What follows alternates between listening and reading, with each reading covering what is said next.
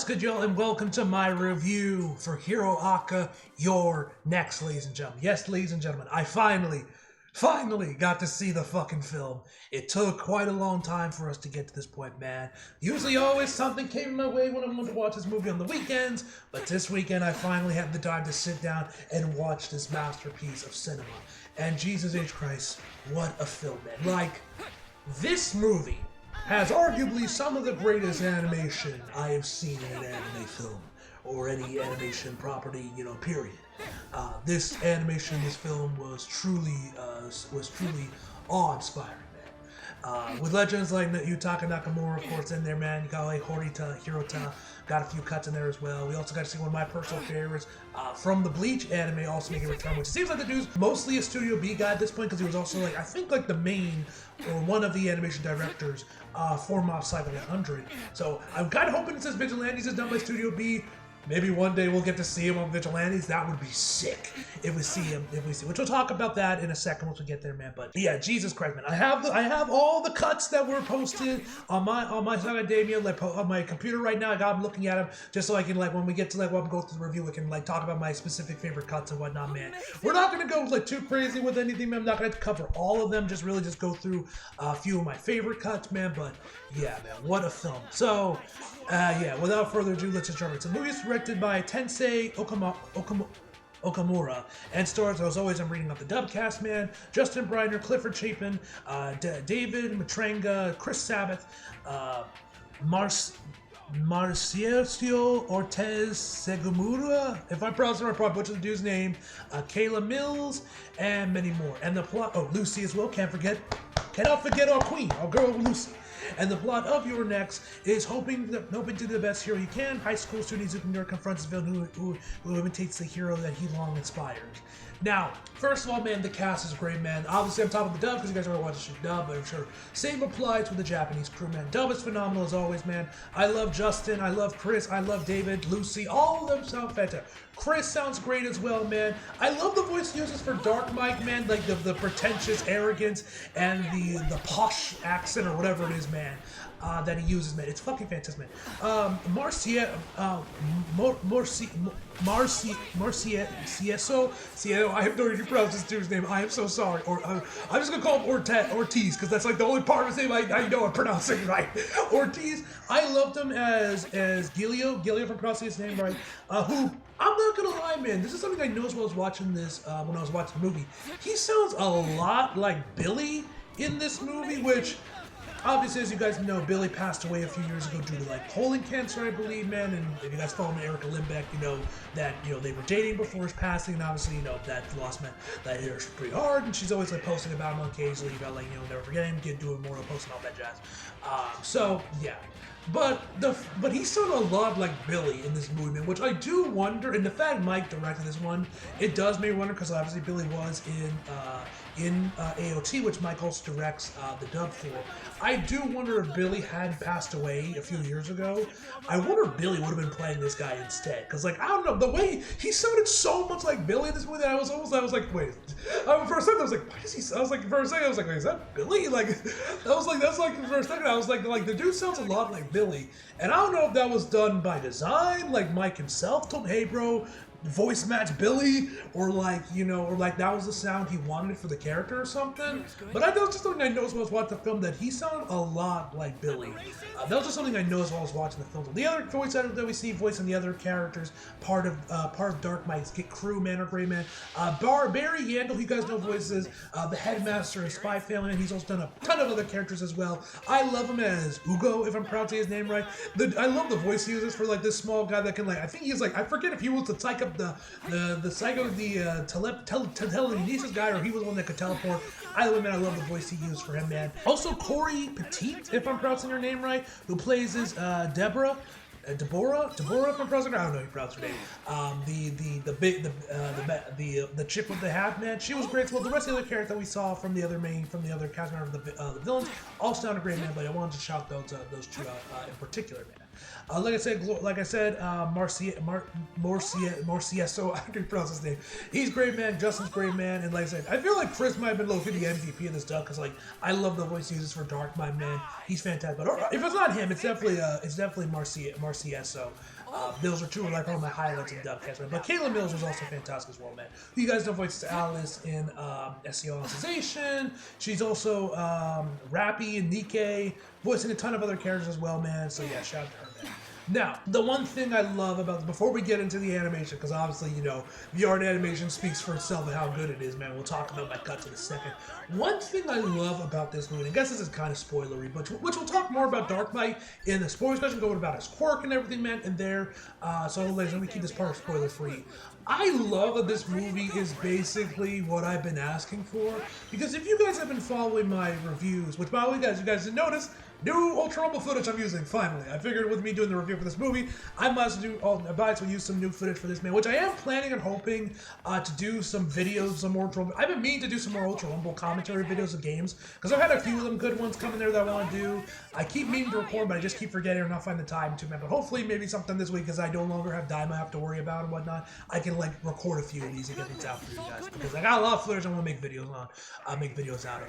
But anyway, as I was saying, I love that, like, if you guys have been following, if you guys have been watching my reviews for Hero Waka, the main series for a while, just like, follow me on Twitter and whatnot, when I talk about Hero Waka, you guys know that the one thing I've always wished we got another crack at for Hero Waka was a gang. I wish it was another arc focused on a gang, the mafia, or whatever, because I love the Shihei Saishika arc, the overhaul arc, which you guys know was like my favorite arc for the longest time, Hero Waka, until we got to season 6, season 7, where the Dark Hero arc and, you know, the entirety of season 7, the final war in general, eclipsed that arc as my new favorite arcs. So, and I've always wished they would go back to that. We could, like, if Hero Waka ever got like a sequel series, I would love for them to do like an arc just focused on a mafia gang or another Yakuza group or whatnot, man.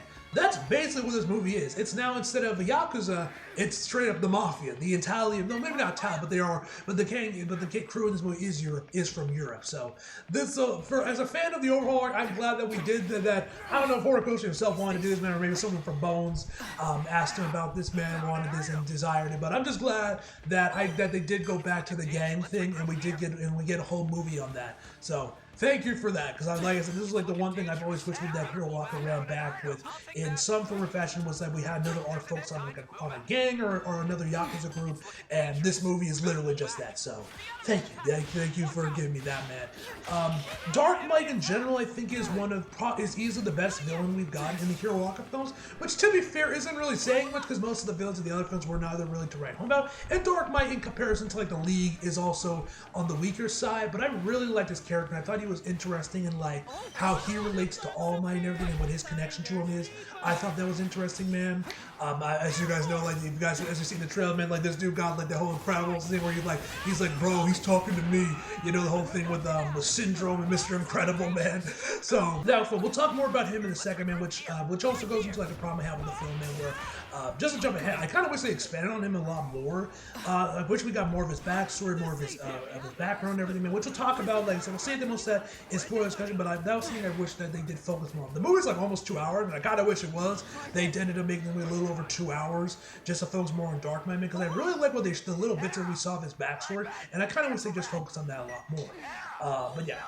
The music from Yuki Hayashi is fucking brilliant, man. Jesus Christ. Like, you guys know, if you guys watch my reviews, I have complimented his score from the series at various points during my reviews. But honestly, if you were to ask me what was my single favorite soundtrack of his that he's done for all 7 seasons and the 4 movies, I dare say Your Next was my favorite, man. I loved his music for this movie, man. So many of the tracks just sounded so good, man. Seriously, I'm definitely gonna go back one of these days and listen to the full soundtrack, man, because like there was a lot of tracks from the here, man, that I just absolutely adore. I also love that this movie has its own straight up opening, man, which you don't typically see in anime films having their own openings like the series. And yeah, the series, the opening itself is incredible, man. I love the opening for this movie, which has its own credits list. Surprisingly, at least according to myself and Damien, they post like the intro, the OP for the movie had its own like credits for it, man. And it looks amazing, man. I love the change in art style that he has, man, with the colors and everything, man. which I forget who directed it. Tensei Okamura was who was a film director. He also directed and storyboarded the OP as well, man. Yeah, he did an amazing job. Man. I love the colors used here, man. And I love like the part when we get to like the Dark Deku arc, man. Like, bro, this shit looks like a fucking Frank Miller comic. Like, this looks like prime 80s, 90s Daredevil, Dark Knight Returns Frank Miller, man. Like, I love the look of this, man. It looks so fucking good. Like, I love the OP so much. I love the change in art style with the thicker lines and everything, man. The little bit of like the darkness with like film grade or whatever this stuff is, whatever filter they got this through, man. It looks fucking incredible, man. I love this OP so much. The CGI is also fantastic as well, man. As you guys know, if you guys have been watching my reviews for a long time, the film, like I've mentioned countless times, that Bones arguably has the best CG team out of the major studios, man. Like from the Dark Deku sequence we saw in season 6, man. From season 5, there was various shots of Endeavor that were fully CG that most people didn't even notice. And myself including my reviews, which no lies, if you guys have been following me on Twitter, you guys know we've been doing this whole MHA reread with a few of my Twitter mutuals I've been doing that I joined there, man. We talk about the manga, and I've been rewatching the episodes because I don't have the manga, and I feel like it's just fun. I'd rather just rewatch the anime. But I will say, rewatching season 5, I definitely, like, once people start pointing out, like, hey, these shots of Endeavor were fully CG and nobody noticed, they do kind of stick out. Like, I'm telling you, that is CG, but it still looks really good. Though I do wonder why there were so many shots of Endeavor that were fully CG for season 5, because it was probably just to show, you know, just the cracks of the production already showing the early on season 5 when they were like relying on CG for Endeavor shots, but they still look really good, man. And this film looks to us no different. There were various shots here, man, where I almost didn't realize it was CGI, man. The CGI in this film, man, looks absolutely fantastic, man. So yeah, now let's get on to the actual animation itself, man, because like I said, I talked about everything else about the film I want to talk about. First and foremost, man, we gotta talk about the big one. The big finale climax cut, man, that was easily the highlight of the film, man. Well, first of all, man, this fucking spinning shot that Yutaka Nakamura did, Jesus H. Christ. One of the greatest cuts I've ever bared witness to, my God, I don't even know how he did this. I would love to see what the Gengas and the layouts for this look like. Which, Nakamura, this dude had his hands busy with this film, man. Man was popping off with this stuff. As you guys know, Yutaka Nakamura, the GOAT, the Cube Man Nakamura.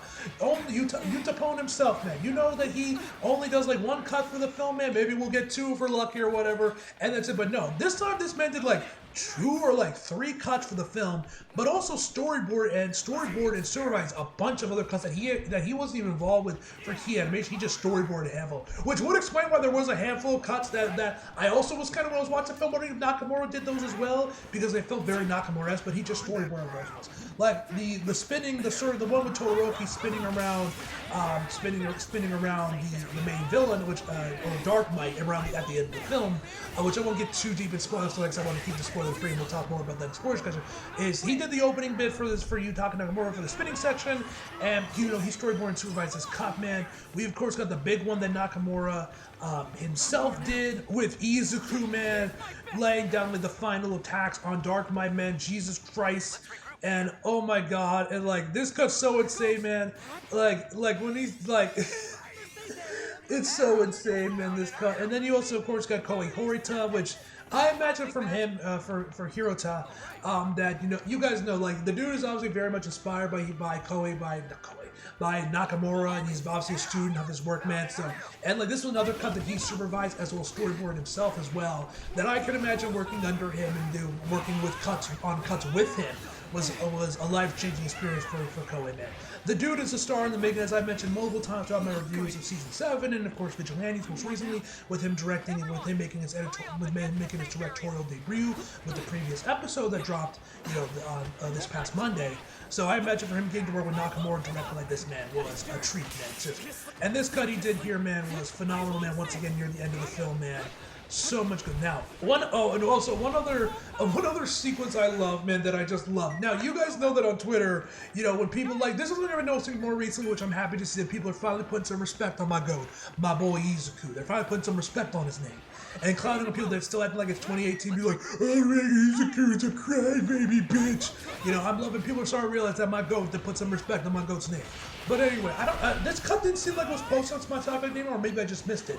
I love that you guys know one thing that's kind of meme around whenever people say that Izuku is weak or that he, or whenever they say he'll solo an entire universe, they do the whole thing where he's like, it's just like New Hampshire smash, you know, Alabama smash, Massachusetts smash, whatever. They just throw all these like random states with Izuku's punching. That literally happens in the movie where Izuku is just stacking and comboing multiple smashes in different states and whatnot, man. Bro, I popped so big for that, man. That was such a hype scene. That was such a hype sequence, man. Such a hype sequence of the film. Easily one of my favorite ones. Another one that I love was the opening one with that Koei Hirota did. And my God, bro, the impact frames. This one, man. Oh my Jesus H Christ. The impact frames. Obviously, we got that big one that was in all the trailers, man. But this sequence that Koei did itself had some amazing impact frames. The film in general had a lot of impact frames, especially for Nakamura's cuts. So many incredible impact frames, man. It's truly a sight to behold, man. But we gotta talk about one of my favorite cuts of the film from one of my all-time favorite animators, Yoshimichi Kameda. Who is easily one of my all-time favorite animators. As you guys may know, he did one of the best cuts in the original Bleach anime. I believe he was like during that filler arc right before they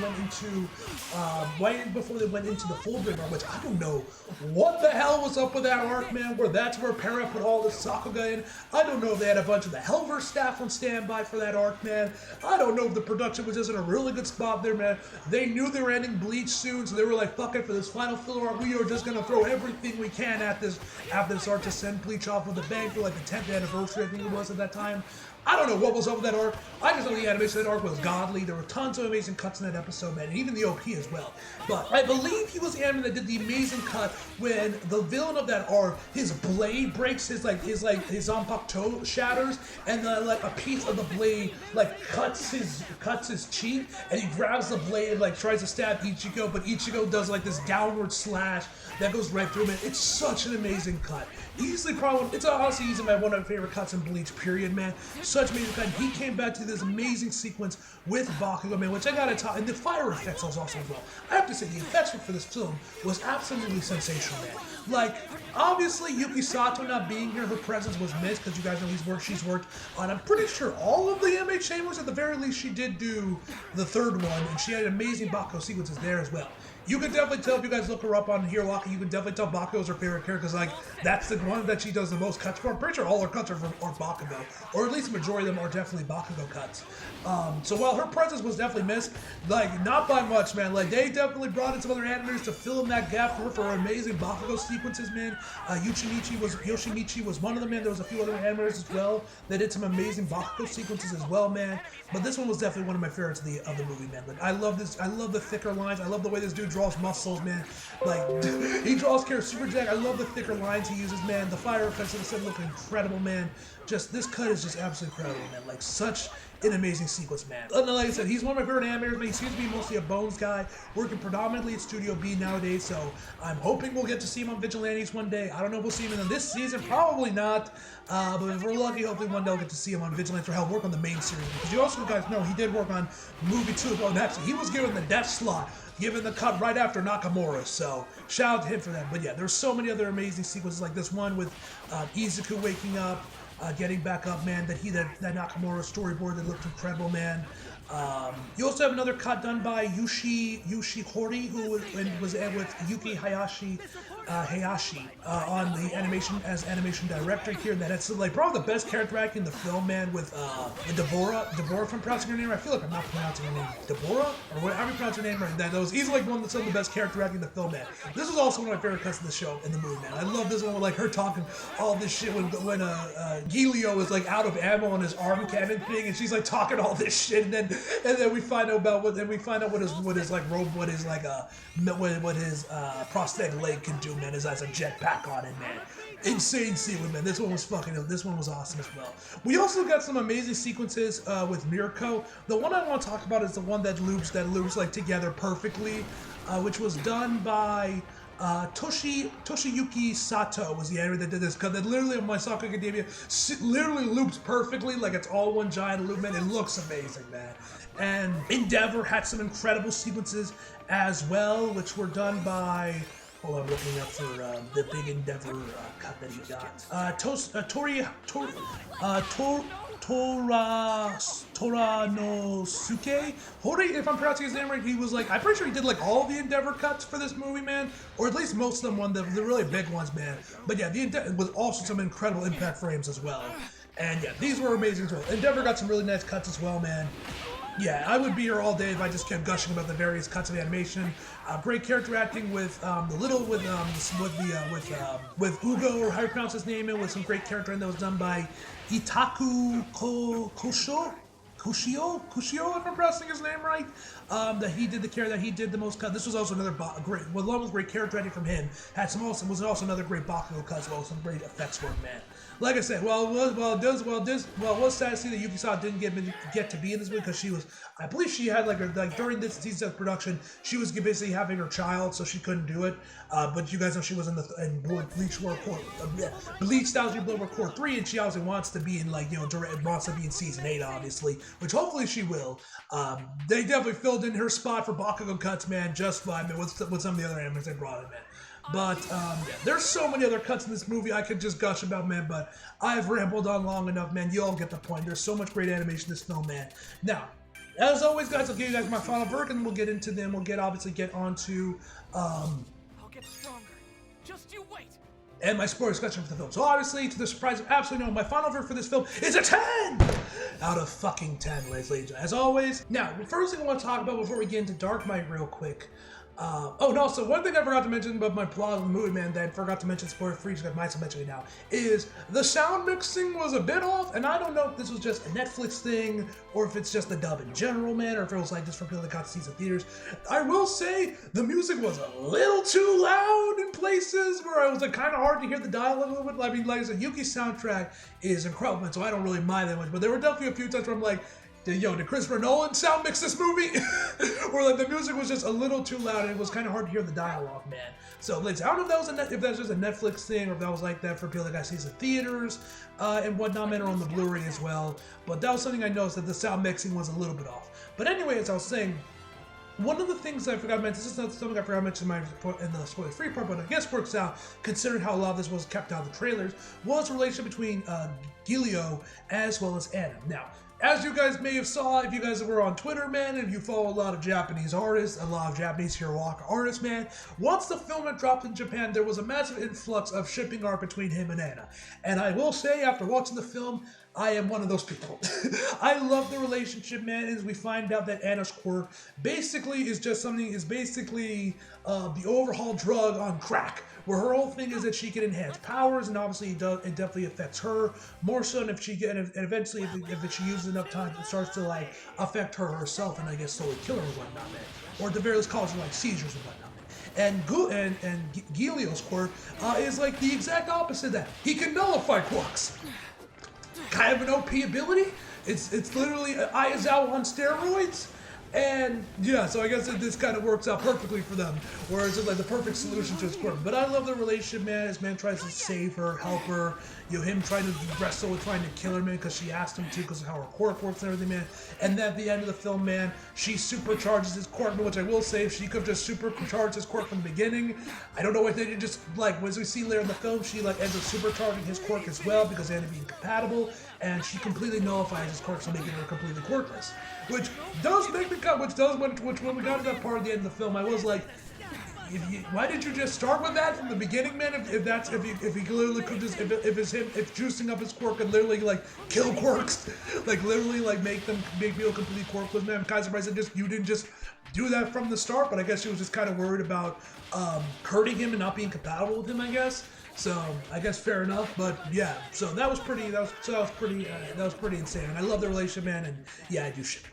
Anyway, now let's talk about Dark Might stuff. Now, as I mentioned before, we find out that basically his entire group is a Italian or European mafia group. Which, like I said, I'm kind of glad that we got to see like another mafia or Yakuza arc, because like I said, that was one of my favorite arcs of Hiroaka. I always wish they went back to it with gangs and whatnot, man. So I'm glad this movie basically gave me that just instead of Yakuza, there's now Italian mobsters. Also, kind of surprised there wasn't, given that Horikoshi simply does base characters off actors. Like, if you guys know, Monoma is actually based off of the actor that played Harry in TASM 2, Dan DeHaan. I don't know how you pronounce his name, or Don DeHaan. I don't know how you pronounce his name. His name kind of throws me off how it's pronounced. But you guys know me. Very underrated actor, if you ask me, man. I love him. I loved him in TASM 2, man. I thought he could have been a great Harry and Green Goblin if he was given more than one movie to work with, man. The various other films I've seen him in, like Cure for Wellness, Chronicle as well. Phenomenal actor, man. I think he's a very underrated actor. But he based Monoma off him, which I thought was pretty cool. And the fact that this movie's based off Italian mobs, I've gotten shocked to note that there wasn't a character based off Robert De Niro. I'm also kind of surprised we did not get a Robert De Niro type character in this film. Man. That would have been kind of funny if Horikoshi, let's say, did go in that direction for the film. We also get a bunch of nice little Izu Ultra moments in this movie, man, that I forgot to mention as well.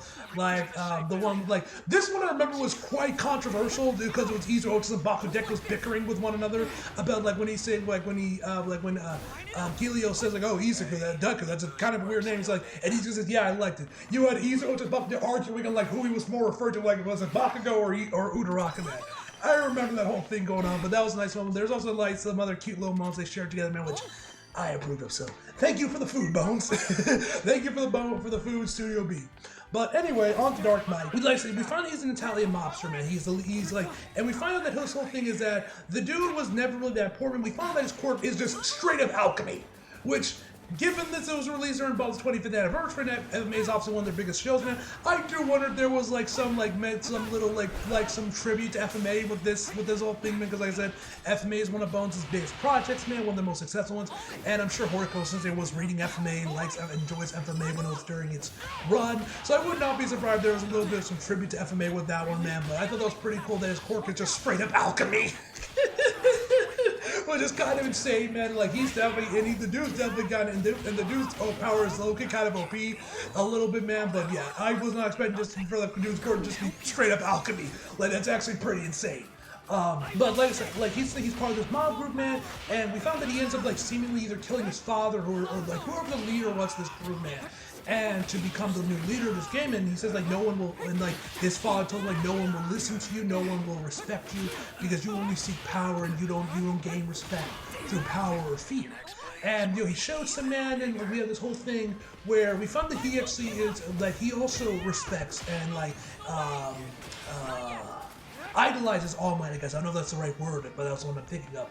Idolizes All Might, being like, oh, All Might got through, was super. It's like became a symbol of peace through strength, and he said no, it was through. I forget what the line was. I think it might have been like he said it was through power, but his dad or the boss said it was through strength and respect. Well, you only will go through things through power. You're only power hungry and seek respect through fear. I forget what the exact line was, but it was something along those lines, man. And I thought it was really interesting. I mean, of course, we see the opening of the film, man, where he's like, "Oh, he's talking to me," with the whole "it's your turn" thing. And I do wish they just expand on that more. I would have loved to know more about him, how he first discovered All Might, what his feelings were towards All Might. There's so much about Dark Knight that I feel like they could have expanded on. Now, I know there was a spin-off manga, and I don't know if this gets covered in that instead, but I wish that this movie, like I said, the movie's almost 2 hours long, and I also kind of wish they went the full 2 hours with this movie, man, or at least went over 2 hours for this film, and just expand a lot more on Dark Knight's character and everything, man, because I feel there's a lot they could have done with him and, like, really flesh him out a lot more than they ended up doing in the film, man. So I wish they did flesh him out a lot more, but I did, like I said, we find out that he like turns into All Might and everything. That's how he's able to like change it to All Might, man, because he can use his alchemy to change his face and everything, man. But I liked how the movie ended with him turning like this big hulking monster that Izuku, Baku, and Todoroki have to team up together, man. And I love the whole thing that this movie does about showing that Izuku, Todoroki, and Baku collectively are going to become the next symbol of the peace, taking over All Might's spot, man. I love and we see the little sequence where we see like them, like what All Might meant to them as kids, man, and them trying to take over his place in Hero Society, man. It was such an amazing finale to end the wheel, and I love the dream sequences. The dream sequences I thought were really cool, which I was going to talk about this, man. Like this one was kind of heartbreaking. Like for Todoroki, when we found out that Deborah, I don't know how you pronounce her name. Her whole quirk is that she can like make people like dream and like pass out. Like she has like telekinesis and whatnot.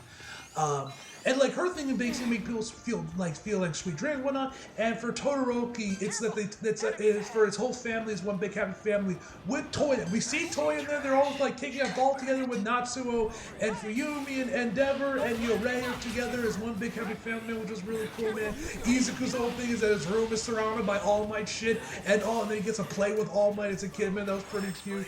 Ida gets to is a pro hero with Tensei, man. That was really cool. And yeah, those, and like we also, and for Shoji, which I don't know where, which I forget when exactly the movie released in relation to where season 7 was.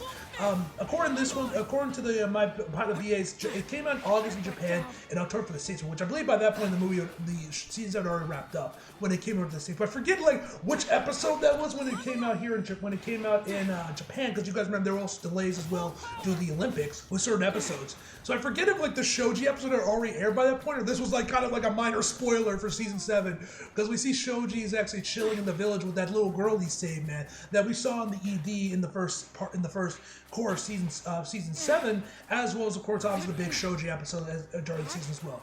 That was pretty cool, man. But yeah, so yeah, I think that's everything I wanted to mention, man. The backstory about the two characters that I do ship them with Anna and Giulio, I don't pronounce his name. Dark Knight, I wish he got a lot more characterization, man. And the dream sequences I thought we saw from the cabin, I thought was really cool, man. And we also got to see Sue. She's just chilling with her family, man. Which if you guys didn't know, the siblings, Sue's siblings are actually both voiced, I think, or at least one of them was, by Natalie Rial, who you guys also know is Monica's sister. Which is pretty cool. I saw her tweet about that once the movie had come out in the States, man, which you guys know they've been paired together in a few other projects as well, like Call of the Night. That was like the first time I actually even knew Natalie was, that Monica even had a sister, because she plays Nezuna, I believe, Nezuna or something along those lines. The MC for Call of the Night, which was pretty tripping. They have a little like scene together around the end of this first season, which was pretty cool. Which I'm sure for her was gold. Always like whenever she gets to work against Monica. So yeah, so that was pretty cool, man. So that was pretty cool for her, man. That was a pretty little thing. But yeah, I think that's everything I want to talk about for the movie. I hopefully I didn't forget anything. But yeah, film's incredible, man. Watch it if you haven't already. This film is easily my favorite of the Hero Hawk films, man. And yeah, I've rambled a lot of the reviews, probably over 30 minutes by this point. So yeah, anyway guys, hope you guys enjoyed the video. Like if you get subscribed if you're new. Follow me if you feel like it. Links are across below. And it's what's for more. See you guys next time.